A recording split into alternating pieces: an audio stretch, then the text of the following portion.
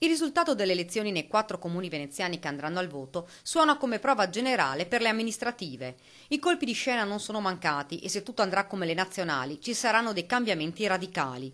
Il fenomeno Grillini si fa sentire a gran voce anche in provincia di Venezia, dove potrebbe addirittura ottenere 2 comuni. Martellago, 21.400 abitanti, situato alla periferia di Mestre, in mano al centro-sinistra da oltre 15 anni, rischia di perdere lo scettro.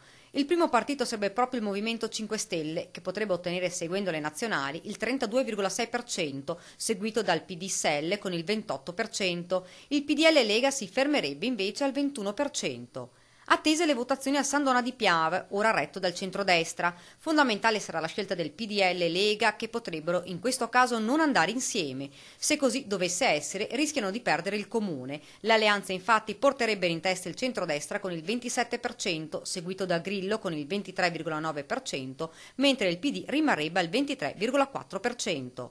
In questo caso lo scenario sarebbe quello del ballottaggio fra centrodestra e Grillo, con il PD a fare l'ago della bilancia. Il colpo di scena lo otterrebbe Pianiga, dove il centro-sinistra consegnerebbe il comune in mano ai grillini. Il Movimento 5 Stelle non avrebbe nessun problema con il 35,6%, nulla da fare per PDL Lega, che si fermerebbe al 24%, in coda il PD con il 21%. Ma non è finita, ultimo comune del veneziano che dovrà rinnovare l'amministrazione è San Stino di Livenza. Il comune, con 13.088 abitanti, passerebbe dal centro-sinistra dritto dritto nelle mani del centrodestra, un sorpasso non da poco. Il Popolo delle Libertà e la Lega Nord otterrebbero il 30%, nulla da fare per il PD con il 27%. In questo caso il Movimento 5 Stelle si fermerebbe come terzo partito al 24%.